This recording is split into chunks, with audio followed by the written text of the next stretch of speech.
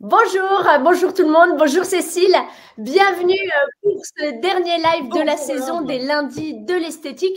Je suis accompagnée aujourd'hui de Cécile Michel, qui est esthéticienne, formatrice, gagnante du concours de l'esthéticienne de demain 2018, ambassadrice des nouvelles esthétiques, présidente de la CNAIB Rhône-Alpes, présidente du MEF, qui va vous apporter toutes les réponses sur un gros point de votre activité, la réglementation. IPL, microneedling, veille juridique, la CNAIB. Concrètement, que va-t-il se passer pour vous en 2023? N'hésitez pas à poser vos questions tout au long de ce live. Cécile Michel y répondra parce qu'elle a réponse à tout. Alors déjà, normalement, est-ce que c'est pas un peu la mission de la CNAIB de régler toute cette question et de faire avancer la profession? Écoute, rentrons dans le vif du sujet directement, tu as raison. Alors, je suis présidente de la CNAIB Rhône-et-Loire et je parle sous couvert évidemment de Martine, Sainte-Martine, patronne de la CNAIB, qui est donc la présidente de la CNAIB. Alors, en effet, la CNAIB, il faut savoir que moi, j'y suis depuis pas si longtemps que ça. Hein. J'attaque ma deuxième, troisième année. Et peut-être que certaines, vous le savez, moi, la CNAIB, j'en étais pas très contente et je me cachais pas pour le dire. Parce que, comme vous, hein, certainement encore aujourd'hui, on se dit, mais qu'est-ce qu'ils font? En fait, on a un syndicat, mais qu'est-ce qu'ils font pour nous? On a l'impression qu'ils en foutent pas une, ou en tout cas pas grand-chose, qui sont pas très efficaces. Alors déjà, la CNAIB, c'est quoi? C'est la Confédération nationale des artisans instituts de beauté. Donc, c'est le syndicat des esthéticiennes et des esthéticiens. Voilà, sur la France. Et donc, il y a des esthéticiennes, elles sont toutes esthéticiennes qui vont œuvrer. Il y en a certaines qui sont même employées, très peu qui sont salariées de la CNAIB, et la plupart, comme moi, comme les bureaux, toutes les antennes CNAIB de vos régions, et en fait, on est bénévole et on donne du temps, en fait, pour ce pourquoi on croit, c'est la défense, et en effet, la défense de notre profession.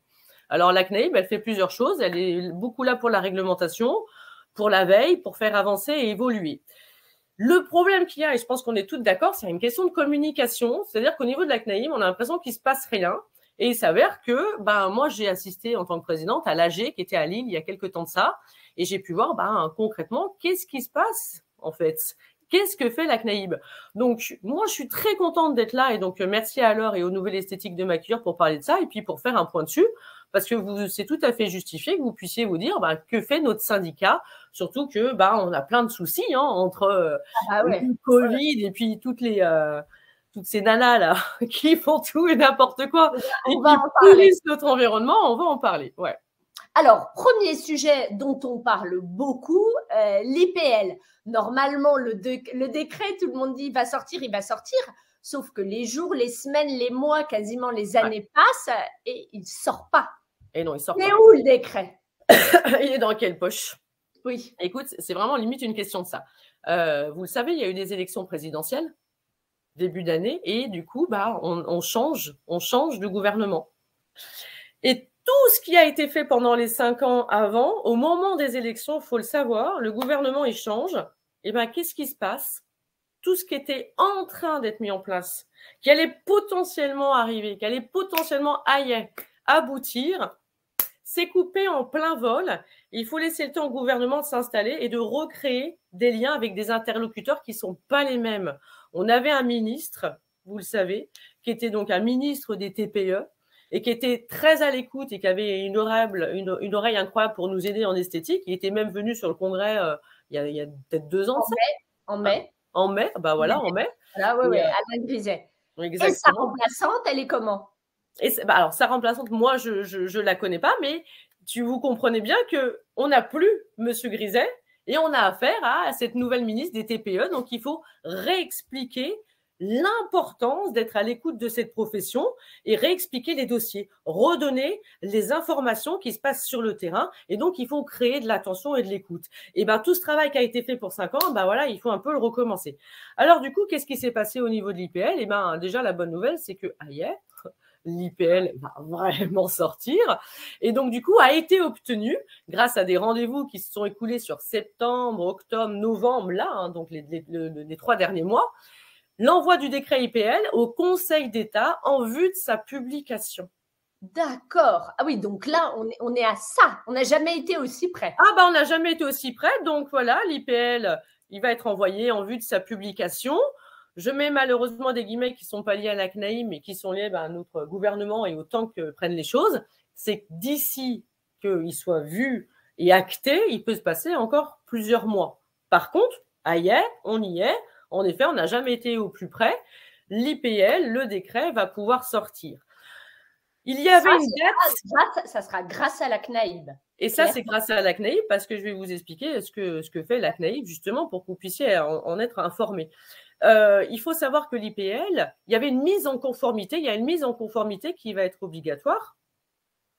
Et on avait 12 mois pour faire cette mise en conformité pour celles qui avaient de l'IPL, c'est-à-dire être bien formé et avoir une formation certifiante, pas certifiante, c'est pas ça, mais une formation à la bonne utilisation de l'IPL.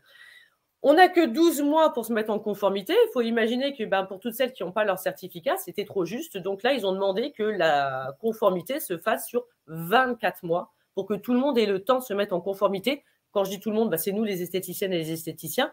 Et qu'une fois qu'il y a le décret, on ait 24 mois pour se mettre en conformité totale avec l'appareil et la formation qui va avec. Sinon, c'est le risque des amendes, etc. Et 12 mois, c'était trop court. Donc la CNAIB a dit non, 12 mois, c'est trop court. Nous, il nous faut 24 mois. Donc déjà, on a gagné ça. Le décret il aboutit, gros travail de la CNAIB qui porte enfin ses fruits, et puis cette mise en conformité, on va avoir ce laps de temps de 24 mois. D'accord, ce serait une formation de combien de temps à suivre? Alors ça, c'est la formation qui peut se faire sur une journée, c'est à voir avec le fabricant, le fournisseur, absolument. Alors maintenant, on va parler d'un autre sujet qui est la veille juridique.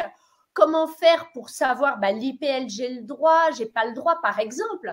Comment est-ce qu'on fait? Et puis, pour toutes les autres pratiques, nous, régulièrement, on a des appels d'esthéticiennes qui nous appellent le micro-needling, je fais quoi? Je fais ou je fais pas? Toutes les autres, elles en font. Déjà, la veille juridique, premier élément, c'est une veille pour regarder, voir, surveiller qui fait quoi et qui a le droit de le faire ou pas. Donc, il y a beaucoup d'esthéticiennes, en effet, qui disent, tiens, il y a un tel qui fait ça, il y a un tel qui fait ça, il y a un tel qui fait ça, elle n'est pas diplômée. Donc, il faut savoir qu'à la CNAIB, il y a un service de veille juridique. Et pour qu'on puisse aller voir et envoyer un courrier et mettre en place des démarches contre ces personnes-là, il nous faut des informations. Donc, les informations, les filles, c'est très simple. Le nom de la personne, l'institut, et il nous faut des captures d'écran. Parce que envoyer des mails, je vous donnerai le mail, envoyer des mails en disant, oui, il y a un tel machin, un telle adresse qui fait ça, ça, ça, ça, c'est pas suffisant. On n'est pas dans la délation, d'accord? Il faut malheureusement et heureusement aussi des preuves. Donc, si vous constatez qu'une personne qui n'est pas diplômée ou diplômée fait un exercice illégal parce qu'elle va faire de l'esthétique alors qu'elle n'est pas esthéticienne, qu'elle fait des injections alors qu'elle n'est pas médecin et qu'elle fait tout acte qui ne fait pas partie de notre métier ou qu'elle n'est pas diplômée, vous envoyez un mail à info@cnaib-du6spa.fr. Le mail, il est sur le site de la CNAIB, c'est pas compliqué, info@cnaib-du6spa.fr et vous envoyez le nom de l'institut, capture d'écran. À partir de là, c'est pris en charge. Il y a des courriers qui sont envoyés et s'il n'y a pas de réponse de la personne justement à qui le courrier a été adressé, ça va partir directement aux autorités. Donc, gendarmerie, les ARS, etc., etc. Donc, la CNAIB, elle a tout un process pour la veille et pour protéger notre profession. Mais du coup, il faut que nous, on puisse filer un coup de main et donc envoyer les preuves de ça à ce mail-là. Protéger dans un sens comme dans l'autre, c'est-à-dire des esthéticiennes qui feraient n'importe quoi, parce que là, toutes les esthéticiennes en pâtissent, donc des esthéticiennes qui font des injections, comme tu l'as dit, et des esthéticiennes qui forment d'autres esthéticiennes à faire des injections. Là, on est il n'y a pas de limite, il n'y a pas de limite. Donc, en effet, c'est ça. Des filles qui font n'importe quoi. Et alors, il faut absolument une capture d'écran pour que, du coup, la CNAIB intervienne. Et quand j'étais à l'AG, là, justement, à Lille, moi, j'ai reçu un document A4 où j'ai vu, justement, les personnes qui avaient été, justement, montrées du doigt avec des preuves et où ça en était. Donc, on a un suivi. Donc, il se passe réellement quelque chose. Mais pour ça, il faut quand même apporter des preuves et des informations à la CNAIB qui a le siège à La Rochelle. D'accord. Donc, par exemple, je remarque que telle esthéticienne fait des injections, par exemple. Je la dénonce à la CNAIB parce que clairement, c'est ça. concrètement, la CNAIB envoie des courriers en lui demandant… Rentrer en contact avec cette personne pour lui signifier ce qu'elle peut faire et pas faire, et puis lui demander éventuellement si elle a un diplôme, et puis dans ce cas-là, de faire passer la copie de son diplôme, et puis elle en attend de réponse, et si à un moment donné, il n'y a pas de réponse, ça passe à un stade au-dessus, et puis là, du coup, c'est envoyé aux autorités supérieures qui vont s'occuper justement de prendre en charge cette personne-là. Donc les ARS, gendarmerie, etc., etc. D'accord. Tu nous as dit que tu avais vu l'état d'avancement de différents dossiers. Il y en a combien en cours? 3, 4 Oh non, il y en a un petit peu, il y en a un peu plus. Malheureusement. Mais il faut, encore une fois, que pour que ces dossiers soient pris en charge par la CNAIB, il faut des preuves. Alors, ça peut être capture d'écran ou un document qui montre qu'elle fait un acte illégal qui n'est pas réglementé par notre profession d'esthétique, ou qu'elle fait justement des actes d'esthéticienne alors qu'elle n'est pas diplômée. Donc, la difficulté, c'est d'amener ces preuves-là. Une fois qu'il y a les preuves, du coup, la machinerie au niveau de la CNAIB se met en route et ça va jusqu'au bout, ça ne tombe pas aux oubliettes. D'accord. Une question d'Esther. Les esthéticiennes et ou centres de formation qui forment des filles qui n'ont pas de diplôme d'esthétique aux soins du visage ont-ils le droit? Par exemple, le Cobido, ça, c'est le truc à la mode en ce moment. Facialiste aussi. Et là, si ça ne fait pas partie du référentiel, c'est ce qu'on appelle des soins ou des techniques, en tout cas, qui ne sont pas répertoriées dans notre référentiel, on ne peut pas empêcher quelqu'un de faire des soins du visage, mais qui ne sont pas répertoriés soins du visage. Un soin du visage classique qui fait partie de notre profession à nous, bien sûr que la CNAIB va envoyer aussi un courrier à ce centre de formation-là en le précisant qu'il faut former des personnes qui ont un diplôme. Mais si on est sur du Cobido, si on est sur du facialiste, et là, en fait, si les facialistes, elles ouvrent à tout le monde, c'est un droit. Ça ne fait pas partie du référentiel esthétique. On ne peut pas d'un coup dire, tiens, ça touche le visage, c'est un soin du visage, ça appartient à l'esthétique. Il y a un référentiel qui est obsolète, sur lequel d'ailleurs la CNAIB est en train de travailler pour revaloriser notre référentiel et pour revaloriser les actes qui appartiennent à l'esthéticienne. Il faut aussi le savoir, ça c'est quand même, je pense, une donnée importante. Les soins d'aujourd'hui, les technologies d'aujourd'hui et celles de demain, la CNAIB est en train de travailler pour les répertorier, pour pouvoir les classifier et qu'on puisse avoir le droit de faire ça, mais que ça soit à jour et que ça soit marqué et noté.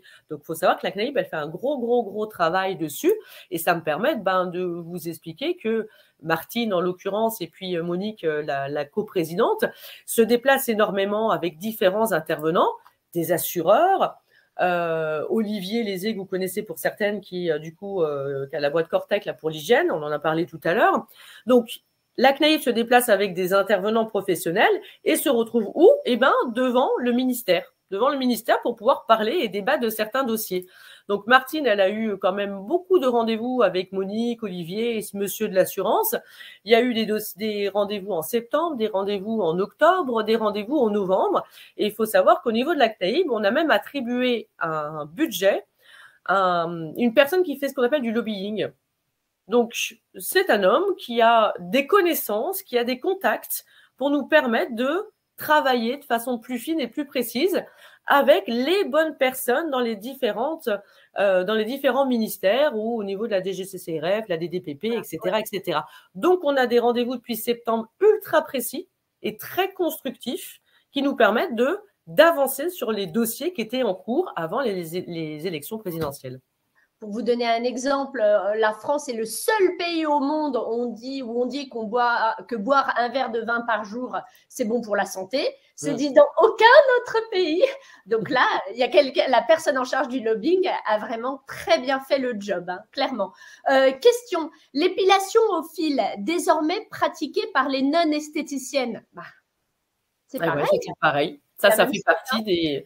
C'est pas référencé, c'est pas répertorié. Donc, voilà, c'est comme la partie, tu peux faire des ongles, mais tu peux pas faire la manucure. Donc, il y a eu justement une avancée là-dessus. Passer un temps, les massages, il y a quelques temps de ça, on pouvait pas le faire. Et du coup, il y a eu un mot qui a été placé, modelage, c'est autorisé. Aujourd'hui, les massages, c'est autorisé. Donc, voilà, il faut aussi constater que le français aime voir le verre à moitié vide et les filles, je vais vous le dire, on se le dit, vous avez tendance quand même à voir ce qui se passe pas et pas regarder ce qui se passe. Il y a énormément de choses qui ont avancé et qui continuent d'avancer et c'est pour ça que je suis aussi là, c'est pour vous donner des informations parce que peut-être que vous manquez d'informations. Ouais, le microneedling, on va en parler. Avant, une question. Les soins du corps, gommage et enveloppement sont-ils bien réservés aux esthéticiennes car des masseuses se mettent à faire ces soins?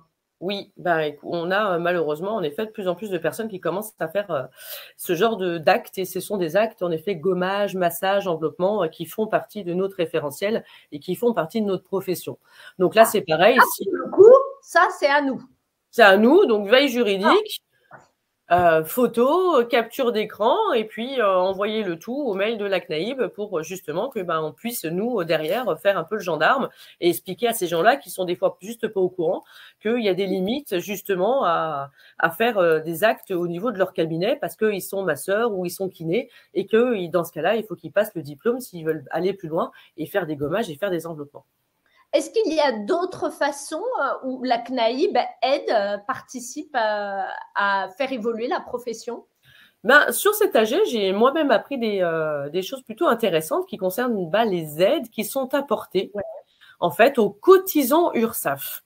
Donc la plupart, vous cotisez à l'URSSAF. Il y a énormément d'aides pour les cotisants qui sont en difficulté de trésorerie. Donc il y a potentiellement des prises en charge partielles ou totales. Et si vous demandez en amont, certains trimestres, un trimestre peut même être annulé. Donc, quand vous allez sur le site de la sécu des indépendants.fr, toutes les listes, toutes les aides sont répertoriées. Et en fait, en France, on ne le sait pas beaucoup. Il y a énormément d'aides pour les cotisants, pour les chefs d'entreprise comme nous. Vous avez l'ACED, vous avez des actions sociales, vous avez l'AFE, vous avez l'ADR. Alors, l'ADR, c'est pour aider le départ à la retraite. Il faut le faire 1 an avant la retraite. Donc, il y a tout un tas d'aides. L'AFE, l'ADR, CPSTI, l'ACED. Vous pouvez passer en commission au niveau des URSSAF pour parler, c'est votre dossier en fin de compte qui va passer aux URSSAF. Et c'est un dossier parce que vous avez de l'endettement, parce que vous avez des difficultés. Il faut savoir qu'il y a des personnes, comme moi notamment, qui sont et CNAIB et URSSAF. Et on est dans les bureaux, on n'est pas dans les bureaux des URSSAF, mais en tout cas, on participe aux commissions. Et en effet, on peut être amené à défendre des collègues qui sont en difficulté et d'attribuer des aides partielles totales et voire même à retirer un trimestre de cette somme qui est due et qui met la chef d'entreprise dans l'embarras. Donc, allez sur le site de la sécu des indépendants.fr. Et c'est aussi ça, la CNAIB. La CNAIB, c'est de donner ce genre d'informations, c'est d'être là pour répondre à des questions. Et quand les filles, elles rencontrent des problèmes avec des employés ou pour payer justement leurs charges, quand tu fais appel à la CNAIB, tu vas recevoir tout un tas d'informations dont tu n'avais pas connaissance. D'accord. L'adhésion à la CNAIB, ça coûte combien? C'est 181 € pour l'année, donc de de janvier à décembre. D'accord. Donc, pour être au courant de tout ce qui se passe dans la profession d'un point de vue réglementaire, pour être au courant en avant-première, pour avoir les bonnes informations, on l'a vu pour les aides. Et si on a un litige avec une cliente, avec une salariée, avec une apprentie, quel qu'il soit, la CNAIB, elle est là. Alors, si vous allez d'ailleurs sur le site de la CNAIB, vous pouvez voir que l'adhésion, ça comprend déjà certaines choses, donc notamment l'adhésion à un service de médiateur. Il faut savoir que d'avoir un médiateur, c'est obligatoire. Pour moi, dans mon cabinet, dans mon centre, je suis obligée d'avoir un service de médiation. Si j'ai le moindre litige avec une cliente, la loi m'oblige à avoir un médiateur. Si vous avez un litige avec une société, avec même votre assurance vie, ils sont obligés d'avoir un médiateur. Mais ça, il y a très peu d'esthéticiennes qui sont au courant. Donc, du coup, quand vous adhérez à la CNAIB, vous avez ce service-là qui est déjà compris et vous avez, du coup, toutes les coordonnées. Vous avez tous les documents et les affichages obligatoires que vous devez avoir dans l'Institut et encore plus quand vous avez des employés. D'accord. En tant que chef d'entreprise et encore plus en tant qu'esthéticienne où vous devez faire plusieurs métiers à la fois, franchement, 180 € pour ne pas avoir à gérer toute cette partie-là, c'est pas cher payé. C'est vraiment un bon investissement. Question d'Esther, est-ce que toutes ces formations ouvertes aux non-esthéticiennes seront encadrées, voire idéalement supprimées? Car à quoi bon faire entre 2 et 6 ans d'études si en plusieurs fois 6 jours, on peut tout faire? Oui. Oui. C'est la difficulté et en même temps, c'est notre métier, il est très évolutif et on voit qu'il y a plein de soins et on voit qu'il y a plein de techniques qui sortent. Tous les mois, il va y avoir quelque chose de nouveau. Est-ce qu'aujourd'hui, un référentiel, quel qu'il soit, quelle que soit la profession, peut du jour au lendemain, d'un mois à l'autre, du coup, l'intégrer dans une profession ou pas? C'est pas possible, ça peut pas se faire du jour au lendemain. Donc, toutes ces nouveautés, là, entre guillemets, même si ça fait plusieurs mois et plusieurs années que ça existe, il faut comprendre que la CNAIB, en effet, elle œuvre pour faire évoluer et structurer notre profession avec les nouvelles données, les nouveaux soins, les nouvelles technologies.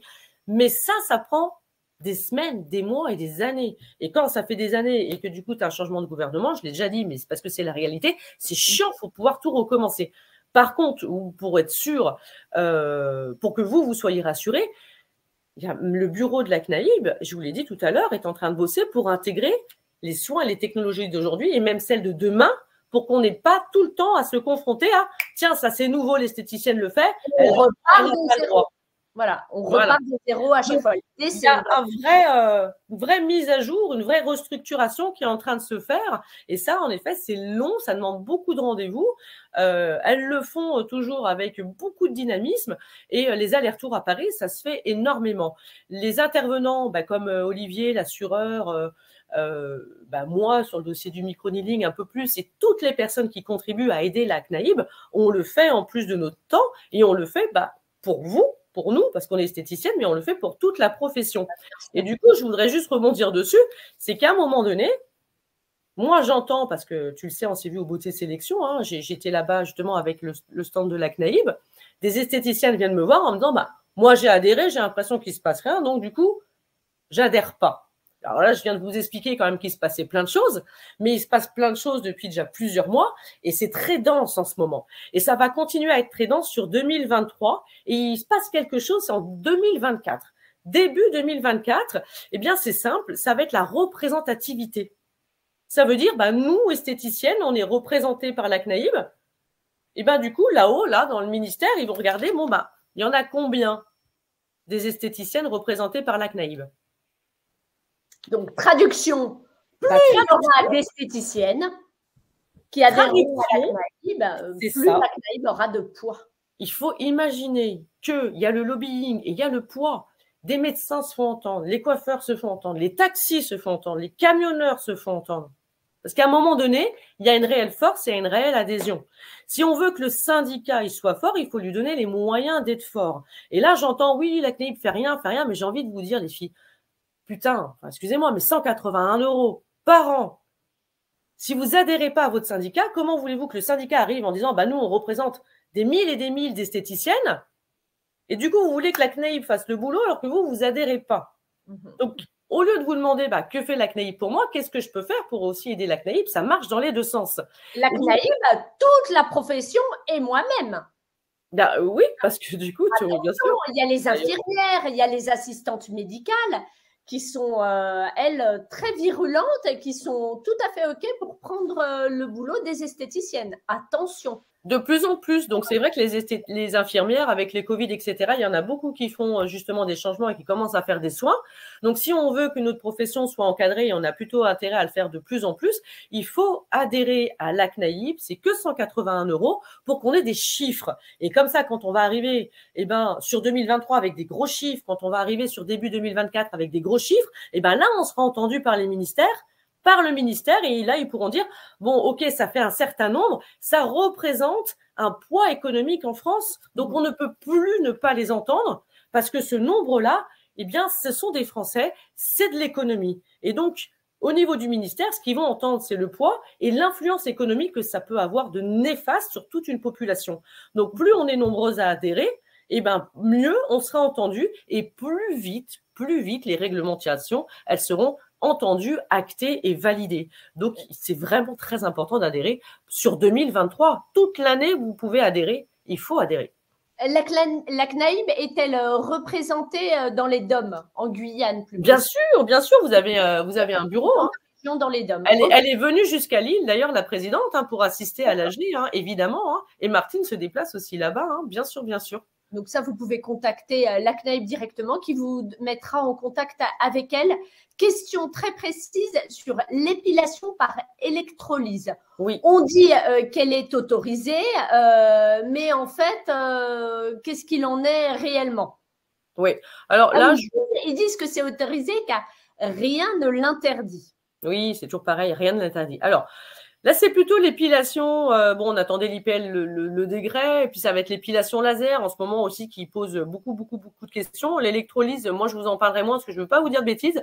Par contre, je peux demander au niveau de la CNAIP nationale de mettre un post sur le site, sur sa page Facebook. Je me le note et puis je leur dirai de faire quelque chose là-dessus parce que je voudrais pas vous dire de bêtises. Concernant l'épilation laser, il y a eu quand même des discussions là-dessus et c'est vrai que c'est un petit peu compliqué de pouvoir se positionner. Et les dernières infos justement là-dessus, c'est que il y a une définition et ça c'est la DGCCRF qui a interpellé la CNAIP sur des textes applicables. Et il y a des textes qui disent qu'un acte médical, pour qu'il soit délégable, il faut qu'il soit explicitement mentionné comme tel par la loi, qu'il soit délégable à qui, à quoi. Et que le cas échéant, à qui il est délégable. Aucune disposition légale dérogatoire n'existe pour l'épilation laser. Les actes médicaux délégués le sont toujours à des personnes soignantes, à des personnels soignants. Donc la pratique du laser reste formellement interdite pour apparemment les esthéticiennes. C'est même pas apparemment, enfin c'est le texte qui a été envoyé du coup à Martine, où nous, si vous vous positionnez sur l'épilation laser, attention, c'est délégué par du personnel soignant et là du coup ça a un gros risque sur l'exercice illégal aussi. Voilà. Après, dans la réalité, il y a plein de centres qui sont ouverts depuis des années. Soi-disant avec un médecin qui le gère, sauf que le médecin n'est jamais là. Donc, on est complètement d'accord. De toute façon, il y a toujours un décalage entre le terrain, mais on se retrouve encore avec des textes. Donc, au jour d'aujourd'hui, on est coincé sur cette technique-là qui, aujourd'hui, est vraiment médicale, le laser, et que c'est pas encore pour l'esthéticienne. Et même si la CNAIP peut prendre ce dossier, justement, hop, sous le bras et puis le défendre, on est très loin d'aboutir parce qu'il y en a encore beaucoup à finaliser. Et si ça se fait, ce sera fait comme tout le reste. Ça prendra quelques mois, 1 an, 2 ans avant que ça soit le cas. Donc là, pour l'instant, voilà, les choses bougent, notamment sur le laser avec des cas qui sont sortis dernièrement, des jurisprudences qui sont passées. Microneedling maintenant, gros dossier. Qu'est-ce qu'on fait? Alors, microneedling, qu'est-ce qu'on fait? À ce jour, c'est toujours pareil, c'est non autorisé à l'esthéticienne, c'est considéré comme un exercice illégal. Mais tu le fais, tu fais même des formations. Ah moi, je les ai arrêtées. Moi, je fais très simple. C'est autorisé, c'est autorisé. C'est interdit, c'est interdit. Donc, moi, les formations, je ne les donne plus. ACSPEN a arrêté la vente des modules. Les autres collègues qui font du microneedling, chacun regarde midi à sa porte, c'est toujours pareil. Mais toi, tu as arrêté. Moi, j'ai arrêté. C'est comme le Yale Européenne, quand il y a eu un problème, il m'en restait des kits. Tant pis, c'est pour Bibi, comme on dit. Moi, j'arrête. Donc, les formations ACSPEN, elles sont levées, elles sont stoppées. Alors, d'ailleurs, il faut savoir qu'ACS, mais les filles sont au courant. AIS, c'est en phase de changer et d'être à nouveau sur l'autorisation. Ça a été un gros travail de Céline Ming d'ACSPEN avec son avocate. Cela dit, pour parler du microneedling de manière générale, ça c'est un dossier qui me tenait beaucoup à cœur et vous le savez. Donc du coup, on a beaucoup échangé avec Martine et Martine, c'est pareil, elle trouve très dommageable pour les instituts qu'on puisse plus le pratiquer. Ça a un coût économique. Donc on a fait passer des sondages pour demander des chiffres. Donc elle est partie, pareil, à Paris avec ces sondages-là, avec ces chiffres, et elle a été du coup même jusqu'à Bercy. Il y a le ministère et puis il y a Bercy. Bercy, c'est l'argent. Elle est partie à Bercy pour dire, regardez, le problème d'avoir stoppé, c'est qu'aujourd'hui, dans tous les autres pays frontaliers très proches, le microneedling est autorisé. On peut en acheter sur Internet, le particulier peut le faire. Et aujourd'hui, cette technique qu'on fait depuis des années, un assureur est venu pour expliquer qu'il y a 0 cas et 0 problème qui est lié au microneedling quand il est fait dans un institut de beauté. Et c'est une perte économique qui met en péril et les emplois et les instituts de beauté. Donc ça a été entendu par Bercy. Et donc, AIS, c'est bon, ça c'est entendu. C'est pas c'est bon, ça y est, ça va. Demain, je vais vous annoncer une bonne nouvelle. Mais la bonne nouvelle, c'est qu'on a été entendu et à partir de là, il y a d'autres rendez-vous qui sont en place. Et il y en a un dans pas très longtemps, c'est au mois de janvier. En janvier, donc, il va y avoir rendez-vous avec le ministère de la Santé pour justement ce fameux décret IPL et pour changer la réglementation qui est liée au micro-needling. D'accord, donc on ferait d'une pierre deux coups. Et alors, oui, il y a une question qui se pose aussi à propos du micro-needling, avec ou sans actif? Alors, il y a le weight et il y a le dry. Donc, en effet, le dry needling, c'est sec, mais à partir du moment où tu as des aiguilles, c'est de l'effraction, donc c'est exercice illégal de la médecine. Que tu aies un actif ou pas un actif. D'accord. Aiguille, effraction, exercice illégal. D'accord. Donc, à la limite, il faut faire sans actif. Non, il faut faire sans aiguille. C'est les aiguilles le problème, c'est pas l'actif, c'est les aiguilles. Donc, s'il y a des aiguilles, les filles, au jour d'aujourd'hui, moi, j'ai plus le droit d'utiliser mon ACS Pen. Donc, j'ai un autre dispositif avec des cônes en silicone, mais les aiguilles, c'est interdit jusqu'à changement de la réglementation. Et là, il y a un gros dossier qui est prêt au niveau de la CNAIM. Hein, on a vraiment tout ce qu'il faut. Moi, je vais vous faire passer aussi, vous verrez sur les réseaux, un sondage sur lequel il faudra répondre parce qu'on a besoin de continuer à avoir des chiffres pour celles qui pratiquent, quelle que soit la marque et quelle que soit la technique.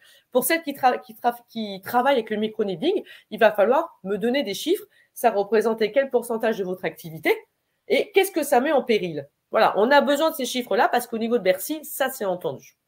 Toi, concrètement, auprès de tes clientes, tu les as fait facilement passer sur ton nouveau dispositif avec le silicone?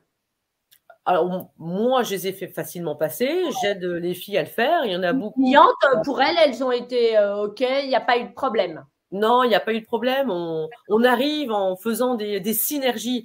C'est toujours pareil, vous le savez, en formation, on parle beaucoup de synergie. Donc, faire des synergies, ça permet de potentialiser une technique qui est un peu en dessous. Donc, même si mes cônes en silicone, ils sont un peu en dessous, je potentialise avec une autre. Et du coup, sur une même séance qui va me prendre le même temps et qui me change pas, du coup, mon prix de vente, ma marge est toujours aussi très bonne, je peux amener des résultats en attendant de pouvoir récupérer mon dispositif favori parce que je l'ai toujours dit, de toute façon, au jour d'aujourd'hui, si je veux des très, très bons résultats, il n'y en a qu'un qui me le donne et les silicones ne remplaceront jamais mon dispositif à moi. C'est évident. Et même les nano-aiguilles, c'est interdit?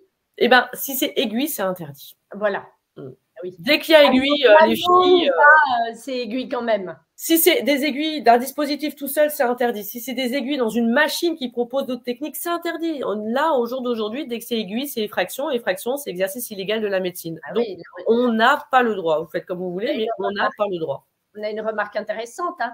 Le micro-needling avec pigment pour le teint et pour le maquillage permanent, est-il autorisé? Ça, c'est les incohérences que, du coup, la CNAIB porte, justement. Non, voilà, expliquez-nous. Donc, on fait du maquillage semi-permanent avec une formation, alors, en étant pas forcément esthéticienne, parce qu'on peut faire du maquillage permanent sans être esthéticienne, mais à partir du moment où on a une formation 3 jours, on peut le faire parce qu'il y a une réglementation tatouage et maquillage semi-permanent.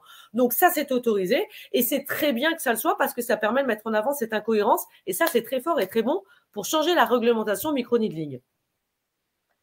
Il est 35, le dernier mot, le mot de la fin. Qu'est-ce qu'il faut se dire là? On est en fin d'année. Qu'est-ce qu'il faut se dire pour 2023? 2023, j'adhère à la CNAIB. Mais oui, adhérez, arrêtez de vous plaindre. Alors, 2 choses, j'ai envie de te dire. Arrêtez de vous plaindre et adhérez pour qu'on puisse, on prend sur notre temps, on prend sur nos week-ends pour aller faire le taf. Et du coup, alors jamais de merci. Et puis en plus de ça, on se fait gueuler dessus parce que ça va pas assez vite. Adhérez, c'est 181 €. Adhérez. Et deuxième chose, ça se plaint aussi des filles qui sont pas esthéticiennes. Mais est-ce que vous regardez qui sont vos formateurs? Parce que toutes les esthéticiennes là qui font des formations et qui vont voir des formateurs ou des formatrices qui sont pas esthéticiennes et qui sont pas dans la profession et qui vont former tout et n'importe quoi. Est-ce que ça, vous le regardez? Donc, je dirais que si chacun prend sa responsabilité, ça permettra de protéger notre profession en choisissant les bonnes techniques, en choisissant les bonnes formations et en adhérant à ce syndicat. Donner une adhésion, c'est permettre au syndicat de nous défendre. Choisir ces formations, c'est aussi d'avoir une image de professionnel. Donc, choisissez les formations et choisissez vos formateurs. Bien sûr. Merci beaucoup, Cécile. Vous pouvez retrouver Cécile Michel sur mediageformation.com. Vous saurez tout d'elle sur toutes les formations qu'elle vous propose et notamment sur la peau. C'est votre domaine d'expertise. Il faut que ça le reste. Alors, battez-vous, formez-vous, adhérez à la CNAIB. Merci beaucoup, Cécile. Promis. À très bientôt. Au revoir. Merci. Bye. Bye. Vous pourrez revoir ce live sur la page Facebook des Nouvelles Esthétiques ou sur notre chaîne YouTube. Vous avez quantité d'autres vidéos, y compris des vidéos de Cécile Michel. Je vous souhaite d'excellentes fêtes de fin d'année. On se retrouve début janvier pour une nouvelle saison dès lundi de l'esthétique. Donc, n'oubliez pas, formez-vous, voyez grand, ayez une vision de ce que vous voulez atteindre et tous les jours, dites-vous, qu'est-ce que j'ai fait pour atteindre cette vision, pour devenir experte, une experte de la peau. Je vous embrasse, je vous souhaite d'excellentes fêtes et à très bientôt. Au revoir.